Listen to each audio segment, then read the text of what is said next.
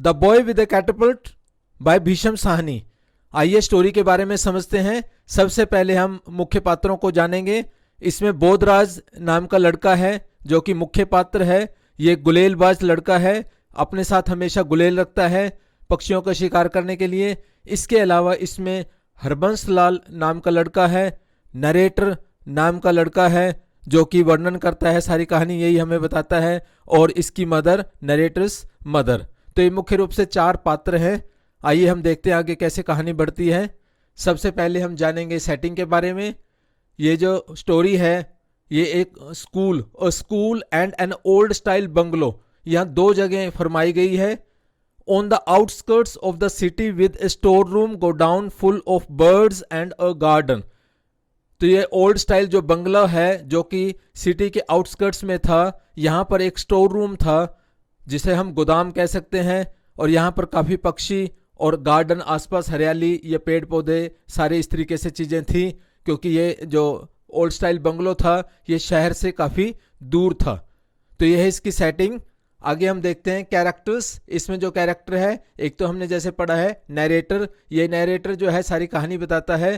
A boy who has moved to a new house, जिस old bungalow की बात की गई है, नए हाउस की बात की गई है, तो यहाँ पर ये जाता है, ये इनका ही मकान है। Due to his father's job promotion, क्योंकि इसके फादर जॉब में थे, उनकी प्रमोशन के कारण वो इस नए बिल्डिंग में आते हैं, न्यू हाउस में आते हैं। तो यहाँ पर कहानी फरमाई गई है। और इससे पहले स्कूल में बोधराज जो कि मुख्य पात्र है स्टोरी में, अ क्रूअल बॉय, ये क्रूर है काफी। Who is feared by others, सारे इससे डरते हैं। He always carries a catapult and is known for harming animals especially birds. ये हमेशा अपने साथ कैटapult रखता है और एनिमल्स को हार्म करता है, नुकसान पहुंचाता है, स्पेशली मुख्य रूप से बर्ड्स को। हरबंस लाल, ये एक और लड़का है जो इन्हीं का क्लास फेलो था। Another student, quirky and cheeky in behaviour, इसका बिहेवियर भी बड़ा अजीब सा है। Who yells and flatters when he is reprimanded by the teacher, जब कभी भी टीचर उसे डांटते हैं, पीटते हैं, तो ये चिल्लाता है या उनकी चापलूसी करता है। वो ऐसे करता है कि बहुत ही अटपटा होता है। क्वर्की एंड चीकी, जो बिल्कुल ही दूसरों से हटके है और विचित्र सा इसका बिहेवियर है, इसके बारे में हमें पता लगता है।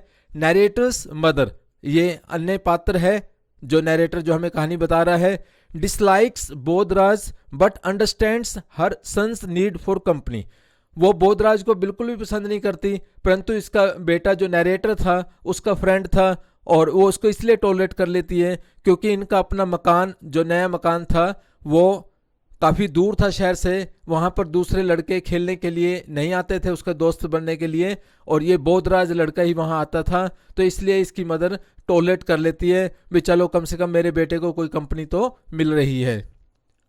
प्लॉट, अब हम कहानी देखते हैं किस तरीके से आगे बढ़ती है। Introduction to various boys in the school, शुरू में तो हमें कई बॉयज की इंट्रोडक्शन दी गई है, बताया गया है, including the odd behaviour of Harbans Lal. एक तो हरबंस लाल का एक विचित्र सा बिहेवियर हमें दिखाया गया है। Bodhraj is introduced as a cruel boy, Bodhraj के बारे में बताया गया है जो कि एक क्रूर लड़का है। Who harms animals and is feared by everyone, जो पशुओं को नुकसान पहुंचाता है, पक्षियों को नुकसान पहुंचाता है और सारे इससे डरते हैं। The narrator's family moves to a new house, narrator जो है उसकी फैमिली एक नए घर में मूव कर जाती है जो कि सिटी से दूर है, आउटस्कर्ट्स में है।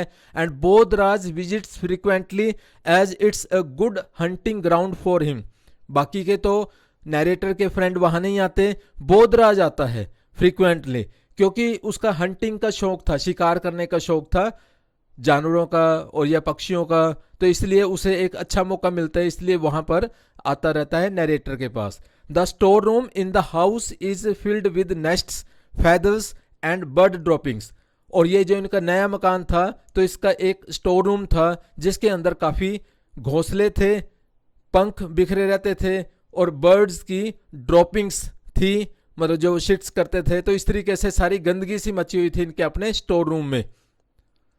The narrator's mother suggests cleaning the store room without harming the birds, तो नैरेटर की मदर एक दिन कहते हैं भी तेरा जो दोस्त आता है बोधराज, तो उसकी मदद से अपने स्टोर रूम को हम क्लीन कर लेते हैं, क्योंकि यहाँ पर काफ़ी नेस्ट्स हैं, बर्ड्स हैं, और उसे बर्ड्स का काफ़ी एक्सपीरियंस है, तो इसलिए उनको हार्मिंग मतलब नुकसान पहुँचाए बगैर तो यहाँ पर सारी साफ सफाई हो तो अच्छा होगा।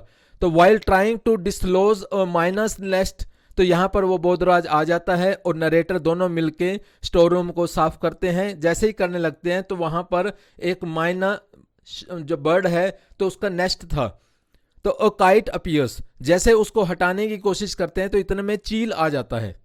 And both boys fear for the chicks in the nest, और जो माइना के नेस्ट में चिक्स थे, चूजे थे, उनको खाने के लिए जो चील आया था तो उससे वो बचाने की अब कोशिश करते हैं बोधराज एंड नरेटर।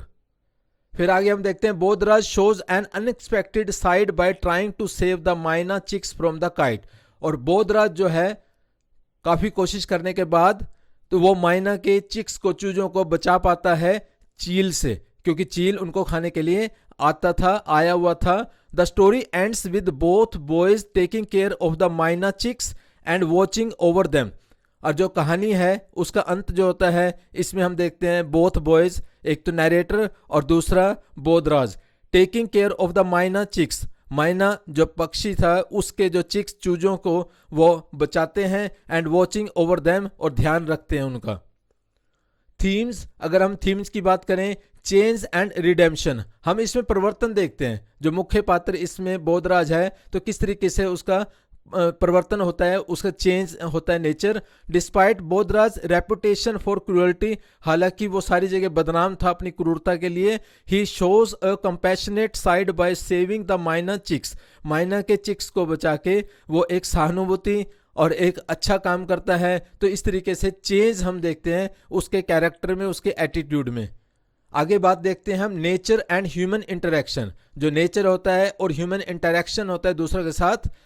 तो the story highlights both destructive and nurturing interactions between humans and nature, तो जिस तरीके से ह्यूमन बींग्स हैं तो वो डिस्ट्रक्टिव भी हैं, नेचर या जो दूसरे जीव हैं उनको हम मारते भी हैं, नुकसान भी पहुंचाते हैं, और कई बार हम उनकी देखभाल भी करते हैं, नर्चर भी करते हैं। तो इस तरीके की दोनों चीज़ें हम बोधराज के कैरेक्टर से देखते हैं, क्योंकि शुरू में तो हम देखते हैं हमेशा बहुत सारे पक्षियों को, दूसरे जानवरों को कष्ट देता है, मारता है, और बाद में हम देखते हैं कि वो चूजों को बचाता है, माइना के चूजों को, उनसे जो काइट उनको खाने की कोशिश कर रहा था। तो इस तरीके से हम देखते हैं दोनों प्रकार का स्वभाव प्रकृति इंसान की होती है।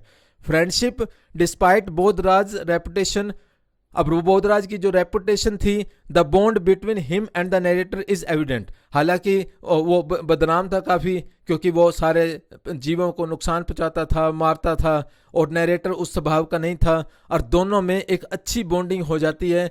और लास्ट में हम देखते हैं कि बोधराज के कैरेक्टर में भी काफ़ी चेंज आता है और एक इनकी अच्छी फ्रेंडशिप रहती है थ्रू आउट द स्टोरी।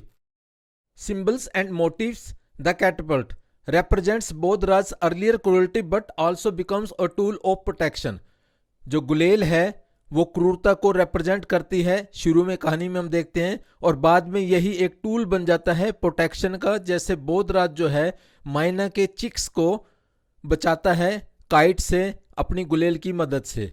आगे हम देखते हैं birds and nests represents vulnerability and the importance of caring for the weaker creatures।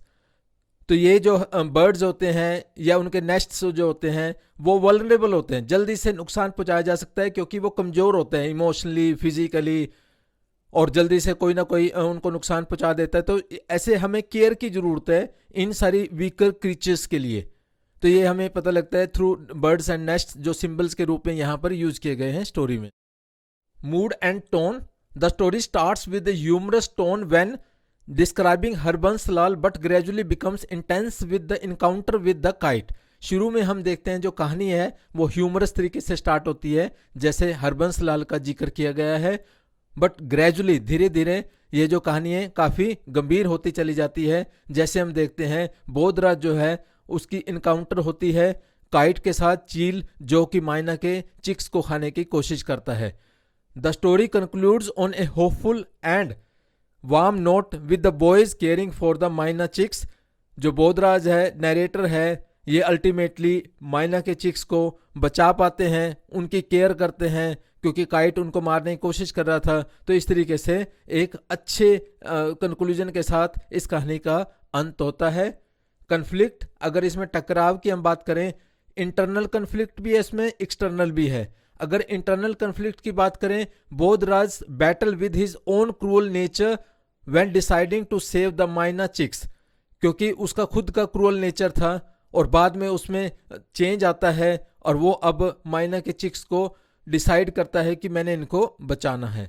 अगर हम एक्सटर्नल कन्फ्लिक्ट की बात करें, the boys versus the kite when trying to save the myna chicks, तो यहाँ पर एक्सटर्नल बॉयज जो है एक तरफ तो ये हैं, दूसरी तरफ जो काइट है, तो अब इनके एफर्ट्स हैं कि माइना के वो चिक्स को बचाने की कोशिश करते हैं और वो मारने की कोशिश करते हैं। तो इस तरीके से कन्फ्लिक्ट आउटसाइड पे भी है।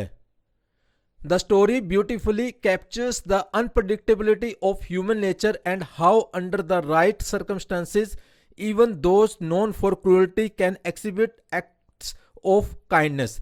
तो हम देखते हैं जो स्टोरी ब्यूटीफुली हमें बताती है कि किस तरीके से अनप्रडिक्टेबल, जैसे बोधराज का जो बिहेवियर था वो पूरा बदल जाता है स्टोरी के एंड पे, और ह्यूमन नेचर ये ऐसे ही होता है कि कब कैसे उसमें परिवर्तन आते हैं हम कह ही नहीं सकते। And how under the right circumstances, देखो जब एक ऐसी सर्कमस्टांसेस थी, हालात थी, सिचुएशन थी, तब बोधराज का बिहेवियर बिल्कुल चेंज हो जाता है। जो क्रूरटी के लिए जाना जाता था अब वो काइंडनेस के लिए, उदारता के लिए जाना जाता है, क्योंकि वो मदद करता है माइना के चिक्स की। Thank you. Please like, subscribe and comment.